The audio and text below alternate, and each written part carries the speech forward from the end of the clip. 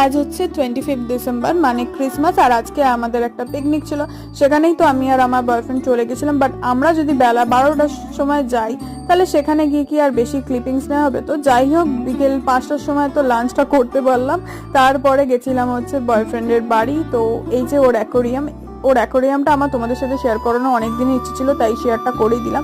দেন গেছিলাম চার্চে, কারণ 25শে ডিসেম্বর চার্চে না গেলে হয়? তো এটা এসছি হচ্ছে আমাদের বাড়ির কাছে চার্চে। কি সুন্দর সাজিয়েছে না, মানে আমার এই কালারফুল ভাইবটাই খুব ভালো লাগে অলওয়েজ। আর আমি একটু ফাঁকা ফাঁকা চার্চেই যেতে বেশি ভালোবাসি।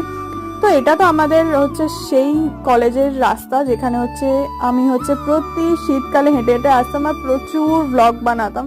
বাট এখন না আর এইগুলো হয় না। তো এই চার্চটা তো যেতে হবেই, কারণ স্মৃতিচারণটা খুব ম্যান্ডেটারি আমার কাছে।